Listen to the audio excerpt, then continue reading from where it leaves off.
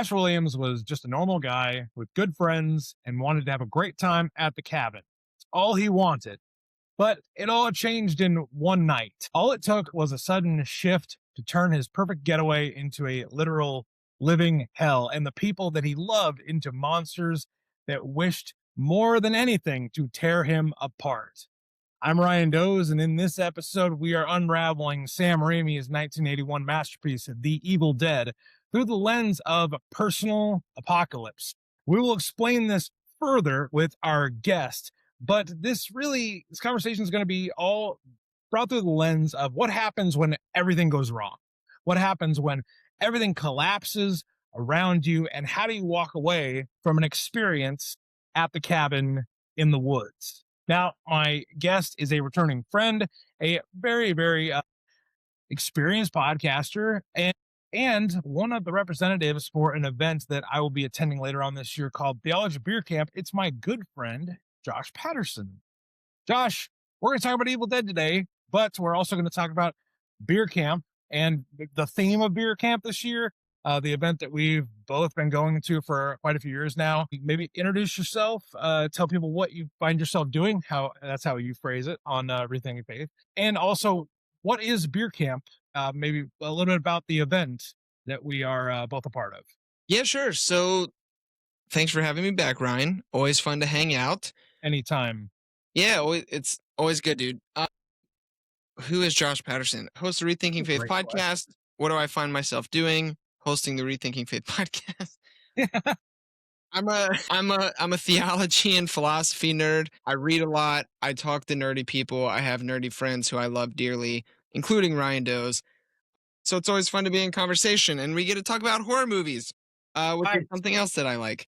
So I'm grateful to be back. As far as Beer Camp goes, that's way more important than who Josh Patterson is. Theology Beer Camp is a rather cool event. It's one of my favorite things. It's an event that happens yearly, hosted by Homebrewed Christianity, and more specifically, the Reverend Dr. Trip Fuller. Good friend, all around good guy. Yep, shout out Trip. I'm not going to refer to him as Reverend or Doctor anymore because I'm not going to let it go to his head. So sorry, Trip. He's probably watching his Dodgers lose a baseball game right I now. know, right? Or the Lakers, actually. That's really where it is. Yeah. So, but yeah, it's a sweet event. It basically, picture, if you will, this is how I try to think of it, but it's really hard to describe. A youth group event for adults with alcohol, but high quality speakers who range from theologians, philosophers, scholars, psychologists, offering meaningful, timely keynote conversations and panel discussions. That's a lot of fun. And, we'll have like a post-apocalyptic prom, which would be super cool. We have an October Zest party, which is super fun. Ryan, you participate in what has been lovingly deemed the geek stage, or also, I guess, more recently, the pop gods stage, where we do pop culture and theology, similar to what you do on this podcast. So yeah, it's a super fun event. I love it. I love hanging out. There's amazing people, good friends, good beer. And I look forward to it every year. And somehow now I get to help run it, which I was gonna say that. So before we jump really quickly, before we jump into our Evil Dead conversation, the reason why I wanted to specifically have Josh on this conversation about Evil Dead is because it kind of lends itself to the theme of Beer Camp this year. And Beer Camp is going to be in Kansas City, Missouri. So if you're in the Midwest, it's a little bit of a drive. And if you're across the country and you want more information about Beer Camp, you're interested in an event like this, as Josh has described it, I will include some links in the episode description, and you can check that out. And we'll talk about it maybe a little bit at the end as well. But the theme for this year's Beer Camp in October is the Godpocalypse. So what does that mean? And as someone who is helping direct camp, why was that the theme that you guys wanted to go with, and that the rest of us, kind of the team, the podcasters, the speakers, are rallying around? I think it's a badass theme. I'm so excited for it.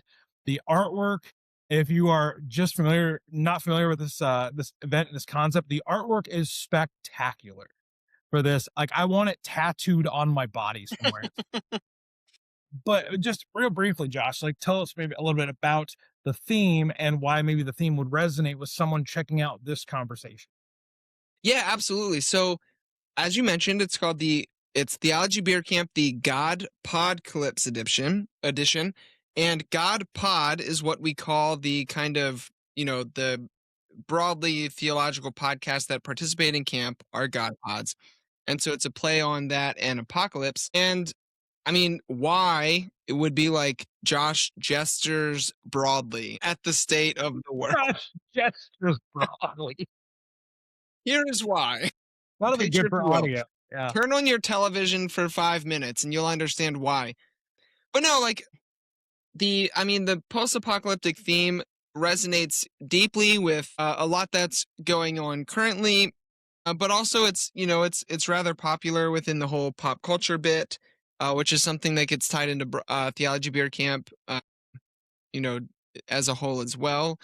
And so that's kind of what we're leaning into. We want to, and it's kind of tongue in cheek, right? Because a lot of things really do feel scary right now. We have this, the basically what scholars are calling the poly crisis. We have climate change, we have economic crisis, we have social justice issues, we have all of these things kind of piling on top of each other.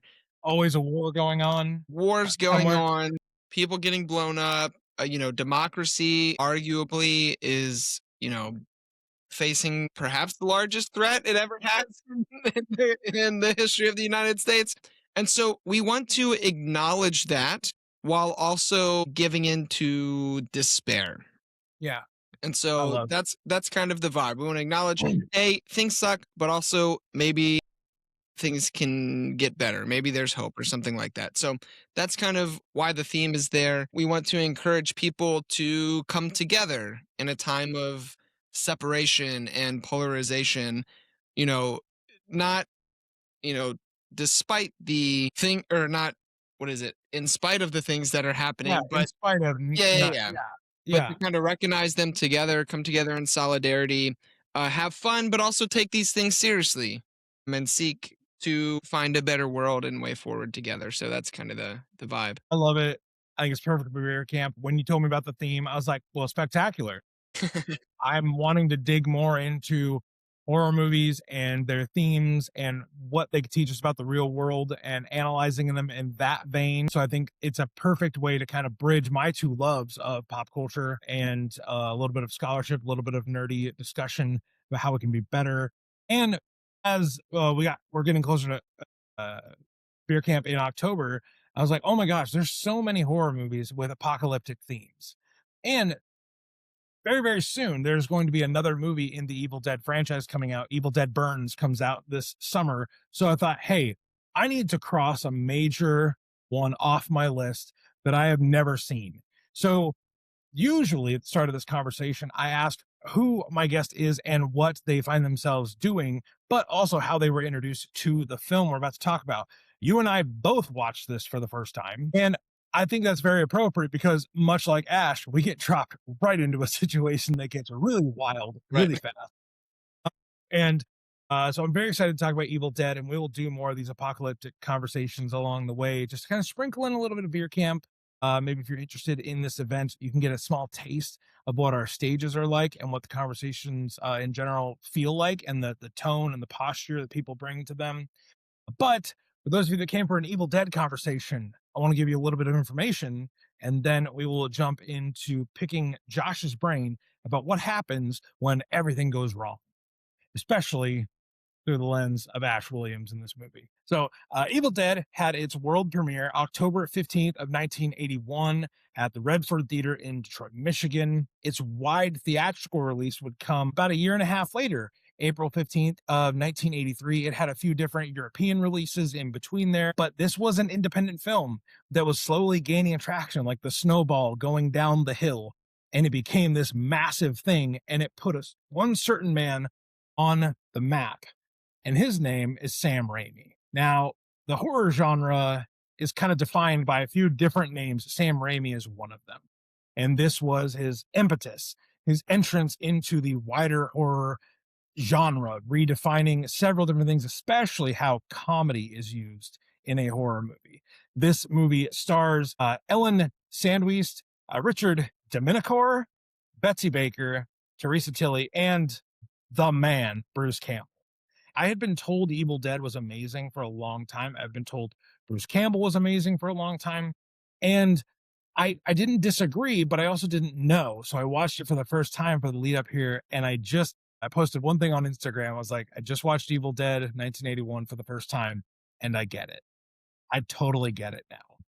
The story of Evil Dead is that 5 college students, Ash, his girlfriend Linda, his sister Cheryl, Scotty, and Shelly, are all going to this isolated Tennessee cabin, and they inadvertently play audio tapes, and they release these demons that take over their bodies. They trigger a relentless night of demonic possession, brutal mayhem, and desperate survival, with Ash being the one that we get to see grow the most throughout the film. Now, Josh, at the start of the movie, he's incredibly relatable and almost simple in his desires.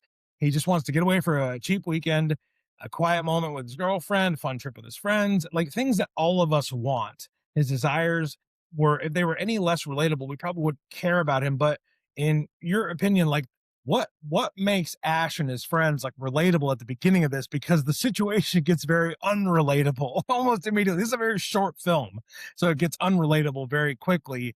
But what was it that kind of like, what part of these characters or Ash himself did you really latch on to first?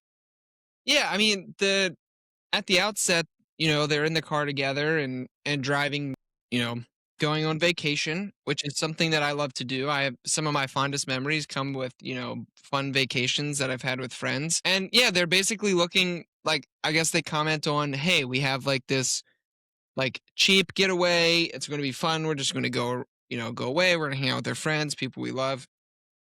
And I think basically when I try to think about this in the structure of like storytelling, and I guess somewhat philosophically, you have a group of people who are oriented towards the good, right? Yeah.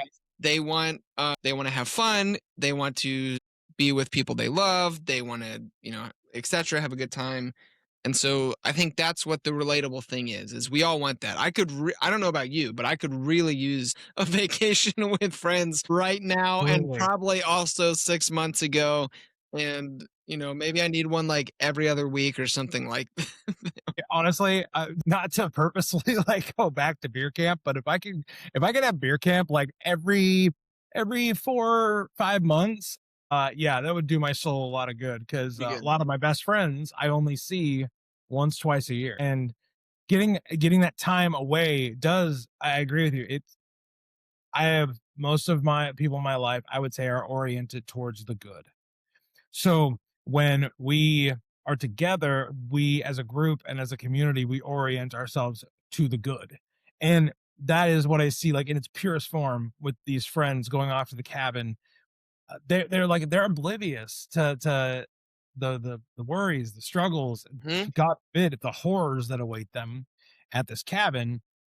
And Ash is the character that I feel like is the most like, guys, let's just like have a good time. Like what, like let's not think too much. And it's only when we jump to the end of the first act where his sister is clearly possessed at this point. She's had the interaction with the tree and she's turned by the way, interaction with the tree, I know I'm saying that very lightly. I'm saying it because it's not exactly the topic we're trying to address Yeah, right we're on now. the internet and we're Yes, we censored. are on the internet. And when she is confirmed to be possessed and she starts throwing stuff and her eyes changes, they make a very big deal about the eyes when they change. Ash's first instinct is a deep denial, like this is not happening. This is not happening. Like, well, let's just lock her in the basement and like she'll be fine. Like she's suffering from food poisoning. In this situation, denial, when things start to go wrong, denial seems to be the default response. And apocalypse is in its truest sense when something is revealed or something has been uncovered. So this problem, this demonic entity has been uncovered and revealed. And Ash's first response is to deny it, lock it away. It's not really happening, or it's not as bad as it should be. In your opinion, Josh, why, when we're confronted with the revealing of something that is harsh or maybe sudden or brutal. Why is denial such an easy response for us, a default response for us? Well, as I've said on previous episodes of this podcast, I am not a psychologist. Previously. However, with that being stated, I feel like denial tends to be a defense mechanism. Whenever, like, we all operate on whatever you want to call them, worldviews, meaning making systems, something like that. And when the thing that helps us orient our life is challenged, the way that we just tend to naturally respond is denial. Because our entire meaning making system, it's like, oh, that can't be wrong, right? Of course not. Deny whatever is happening in front of us. We see this in so many different ways, instantiations, different, whatever. And so it seems like to me, denial tends to be the way that our brain tries to almost like preserve the worldview that is necessitated in order for us to function or something like that. And so it's not necessarily like, so, because honestly, when I first watched this movie and I saw this scene and Ash was just kind of like standing there. Yeah. Yeah. And she's just like very clearly possessed. Like, he, it's interesting because I feel like I can relate. At first, I wanted to make fun of him, but then I'm like, oh, actually, when I've had experiences that deeply challenge my greatest convictions about the world, I Yeah. too froze because it's Right. scary. It's difficult to have your worldview or your perspective undermined.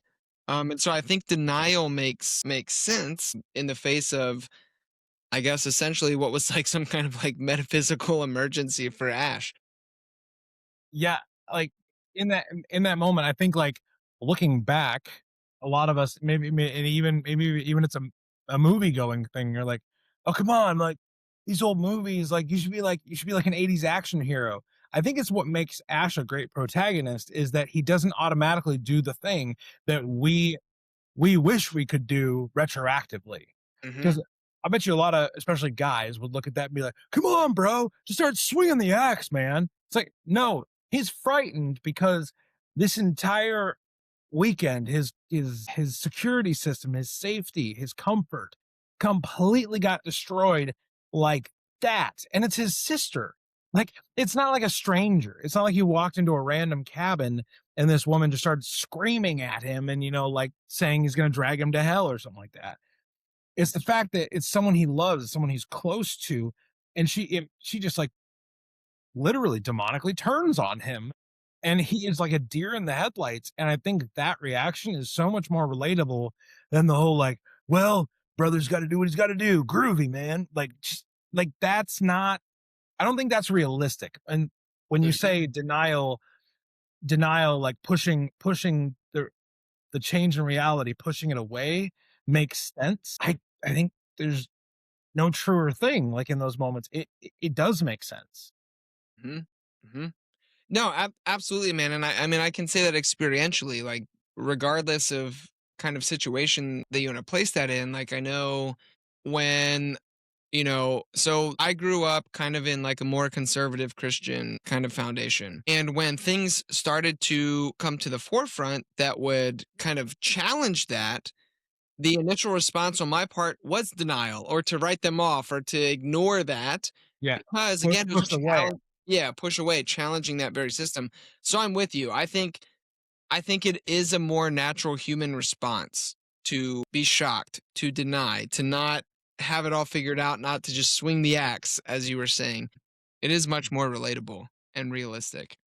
I agree. In that when the demons start to take over the cabin Hmm. gradually, usually they go after the ladies first, and then eventually Scotty gets pulled in. Ash Ash experiences them using his friends' faces, their voices, the memories. Hmm. Linda, especially his girlfriend, her face goes back and forth between what Ash knew her as and this demonic entity. How how do we emotionally process it when like people and places that used to represent a safety suddenly become a source of struggle? Because here I'll just give an example, kind of piggybacking off that last thing. When I went through my what is popularly called a faith deconstruction journey, I would rather more accurately say when the when the spiritual rug was pulled out from under my feet and I was just left there as a heap on the floor.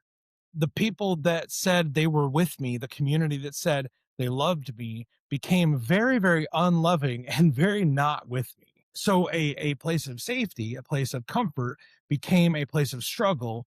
And that led to kind of a few different, endings. But why the emotional processing of that? Ash doesn't have the time to do that, but we do in hindsight. Why why is that torturous psychologically in its own way? Yeah. Well, I think this is actually one of the most like brilliant things that the film does is because it weaponizes things that I very much care about, but also it weaponizes things that I perceive as the most powerful force in the universe, which is love. So Yeah. the demon's whole thing is, yeah, they're weaponizing friendship and love against Ash. So they're taking the things that once upheld his worldview and perspective and what brought him meaning and joy in life and turning it against him, which is pure evil. Oh, it's absolutely pure evil. And here's the thing: most of the movie, it works. Hmm. It works on him. Like, yes, he denies, he delays, he rejects a lot of what he's seeing in front of him. Man, like it takes Ash a while to get to that point. Scotty, in the early acts of the movie, Scotty is just like he chops his girlfriend's head off very Among- quickly. Like Scotty is I think most guys, again, especially most guys think they would be Scotty in this Be situation. Scotty. Yeah. But that gets Scotty the end that it gets him, where he goes head first into it. Is it like that, that I gotta act. I gotta act. I can't just, sit back and, hold the axe against the wall. I think the cruelty of this movie is that Ash ends up having to end everybody he loves because of how they're being used against him. Hmm? It's so like it is a subtle cruelty in this movie, obviously not shown to us subtly, but that to me, that's the real cruelty. That's the real isolation of this, is that his world is falling apart around him, and he's the one that's being forced to end it. Yes. Yeah, yeah, yeah. It's No, gnarly. yeah, absolutely. And I mean, I'm reminded of the scene where he has like his girlfriend's already been possessed and he kind of like renders her unconscious and he takes her into like that shed and, chains her down to the table and he starts up the chainsaw and he's going to like dismember her because that's how you free them from this curse and he couldn't do it. And then it comes, obviously it comes to his detriment because when he takes her to the graveyard or to, out back to try to bury her, she attacks him again and then gets yeeted with the And then shovel. the shovel kill was really, really gnarly. Yeah, right. Like, Oh my goodness. yeah, Yeah, like, yeah, it's nasty. yeah. Yeah. No, But it's that like, is I one mean, because it does remind me too, and I'm gonna speak very gently here because I'm no expert, but I've been studying Emmanuel Levinas recently, who's a famous Jewish philosopher. Because I'm going to be doing an episode for my podcast in the near future with a mutual friend of ours, Dr. Aaron Simmons, about oh, Levinas. nice. And Levinas is like one of his whole big things is he talks about the other, the face of the other specifically. And that's where he thinks ethics kind of originates and begins.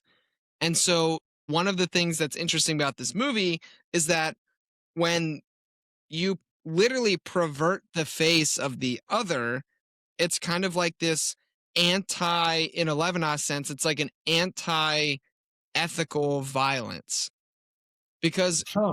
for Levinas, if ethics begins by recognizing the face of the other, by seeing the humanity of the other, or to use Christian language, to see the face of Christ in the other, Yeah. by perverting that, it's flipping ethics on its head. And again, it's taking love and friendship and perverting it and literally perverting the face of the other because right that they become evil zombie demon Yeah. things and their eyes change, the face changes, all these kind of things. So it made me think of Levinas.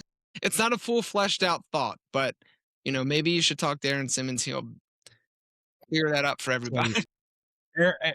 I've spoken to Aaron only a handful of times at Theology Beer Camp, and I can honestly say I'm sure he would be about 30,000 feet above me on that one, but I would hang on for dear life and try to understand. Yeah, That's, he's brilliant. that's Shout out fantastic. Aaron.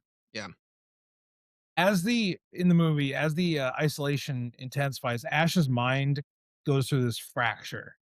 Not only are the things outside of him externally are they collapsing around him, like a lot of us go through when either a job doesn't go the way we wanted to, a belief that we had kind of falls out from underneath us, a relationship crumbles, or basically things that we had comforted safety in, they start to fall apart. Well, that all happens on the inside as well, because you can't really have one without the other. When that begins to collapse, his sense of identity kind of just is in free fall. And that makes almost too much sense to me. But how, in that moment, like, how can we relate with Ash as a movie character? Yes, like whatever. But like, as an example of like, yeah, dude, like you're not walking away from this the same. There's no way you Mhm, can. mhm. Yeah. Well, I mean, I think the identity piece is huge here, as you just referenced, because again, to go back to what we were saying earlier, so often our identity is shaped by what Heidegger called our thrownness in the world. So, and all that meant is that like we exist in a specific space and time in reality, and that shapes who we are. That's what Heidegger means by thrownness. And so when that thing that shapes who we are is challenged, it our whole identity goes out the window. I remember for me again experientially, I used to have my occupation, or at the time I'd say calling or vocation, Yeah. tied up and wrapped up intimately with who I was. So when I was first trying to figure out, like, I can no longer be a pastor, this is causing me harm, but my identity was wrapped up with my vocation, I couldn't differentiate between who is like Josh as pastor and Josh as whatever. Because they were the same person. Right, exactly. So that fracture, I think, is kind of what you see happening, within the film. And I think to me, again, this is going to just be purely contingent on, I guess, my thrownness or things that Josh has been I reading love that recently. term, by the way. It's helped me kind of reframe a lot of things. So Yeah, I didn't actually thank you for that last time. no, it's good. But thank you. It's helpful. Well, thank Martin Heidegger. Well, we'll have a conversation offline about why he's also very problematic. I'm sure. Let me guess. He's an old dead white guy. He is, yeah. So anyway, I do think though it reminds me, like his situation reminds me of what like someone who like Albert Camus calls the absurd, which the absurd is, or like the abyss is kind of what how like Nietzsche talks about it. It's like this recognition that we are meaning making creatures and we live in a universe that offers no meaning. Hmm. And so that's where the absurd opens up. It's not something that like exists by itself, but it is purely in relationship between the fact that like we are creatures who crave meaning, the universe isn't offering it. And so when Ash has his identity tied to a specific thing, in this case it's not as, massive as here's my religious worldview or something, but like I want to go have a good time with my friends. These are the people that I love. And then the universe is like, oh yeah, but demons in that space between, that's the absurd. Like that friction in life. It's a very extreme version, but I think Right. listeners can probably identify with like, they know where the absurd shows up in their life. And so that's something that I think about as well when thinking about this is like, what do we do when the world stops working the way that we think it does and should? It's the I mean, absurd. and that is, I think that is a key line of thought to keep, especially when we throw around, not just like at a place like Theology Beer Camp, but even when out in the real world, when we throw around the word apocalyptic, Yeah, for absolutely. be like, hey, you know, oh, well, for apocalyptic things to be happening, it has to be like The Walking Dead. No, no, no, No, it doesn't. No, it doesn't. For for the end of your for the end of the world, to come, that is an apocalyptic thing. Yes. For something to make itself known, for it to reveal itself, and then leave your world fundamentally changed, that is apocalyptic. That is a situation where you are not going to walk away from it. You're the same that you did walking into it. And more often than not, whatever you took into it is not going to be the thing you take from it. It may be a part of it, but like Ash doesn't leave the cabin at the end of this film being the like, come on, guys. Like, it's been a rough semester here at Michigan State. Let's go down to Tennessee and spend the weekend together. Everybody, high fives all around. Literally, he ends the movie screaming because this is not going to stop being a defining feature of his story now. So there's one last thing I wanted to kind of wrap up our discussion about this, and it really is piggybacking off that last thing there. Ash survives the night only to be attacked as the final frame comes, which I loved how the final frame is set up. The Deadite or the Force chasing through the cabin, like could have ran around, could have gone around the side of the cabin, but it runs through the cabin, and we see Bruce Campbell's screaming face as the last thing in the film. When our personal worlds collapse, how do we attempt to pick up the pieces and walk away from that cabin experience? And is it important, maybe more like what was revealed through the experience as opposed to how we walk away? I know there's a lot of little ambiguity there, Josh, but like how do you leave this movie as, Ash leaves the cabin? Yeah, I mean, there's so much there that you said, and then I want to touch on having ADHD is not helpful in moments like this because my brain is pinging all over the place. Same. Yeah, but with the apocalyptic thing, I think for starters, you're right. Like apocalypse is a revealing. That's what that means. It literally means to reveal or to kind of like remove the veil, to lift the curtain.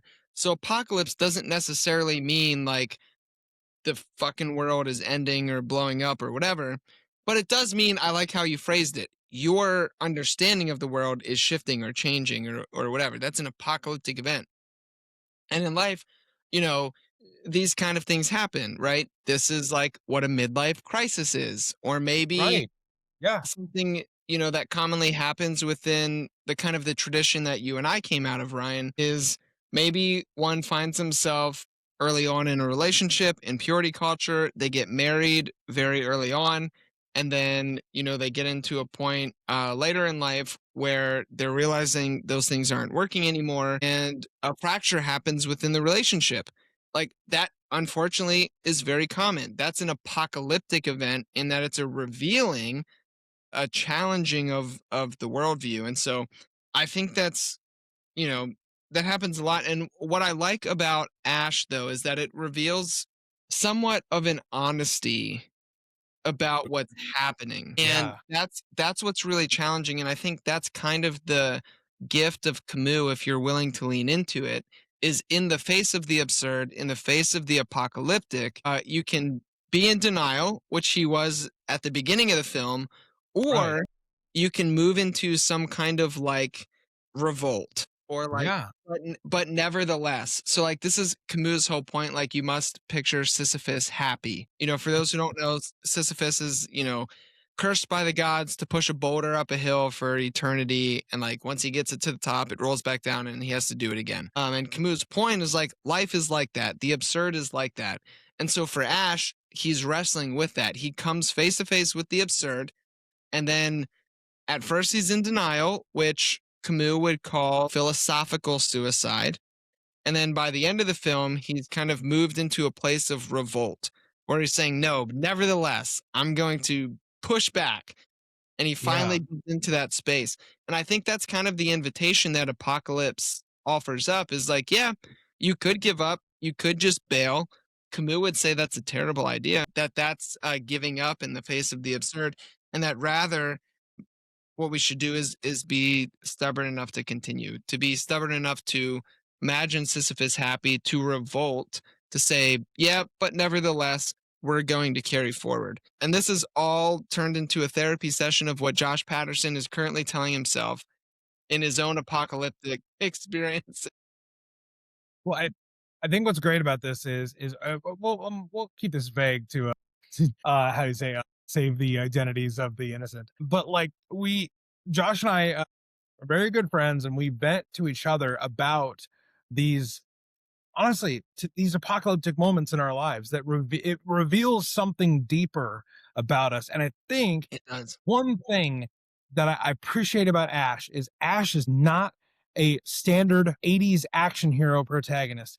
Throughout the next few movies, these increasingly weirder revealings of how deep this Evil Dead conspiracy kind of long lineage goes, it reveals both his weaknesses and his strengths. It reveals the things that will hold him back from surviving, and it also reveals the things that will cause him to survive.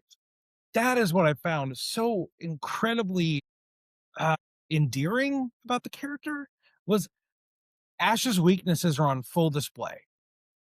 I mean, literally in the beginning of the second movie, he gets scared and he screams like a junior high girl. Like it is hilarious.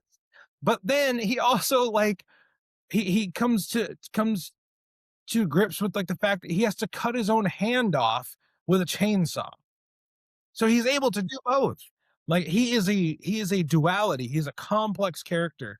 And I think more often than not, when we look at movies that make conflict and collapse too easy, is we don't see enough of the complexity in it. We don't see the Yeah. humanity in it. Yeah. Ash Williams is a human character having human responses to things that everyday humans struggle with. When the floor gets pulled out from underneath you, when the relationship breaks down, when the job doesn't go the way you wanted it, when things are inconceivably screwed up, it reveals his humanity. And that I find comforting. I didn't think I would walk out of Evil Dead with that. I did not. Yeah, I didn't expect that either, but you're right. Yeah, I actually I like that. I think that's something too that I've pondered more deeply just during this conversation is that Ash is a very human character and is more relatable than originally anticipated. Because at first I just laughed at him Right. because it But felt kind of silly, but then I was like, oh, actually Ash is kind of cool. actually, Ash is kind of awesome, and he only gets more unhinged and awesome as the thing goes along. But I hope that those of you listening to this discussion of kind of little bit of a philosophical analysis of Evil Dead and what Ash is going through, what this situation reveals about him, how this personal apocalypse it assaults him, but it reveals some things about him that maybe he didn't even know he was capable of. And I Mhm. think that is an inherently comforting thing and the good side of what an apocalypse could bring, the revealing that it could do.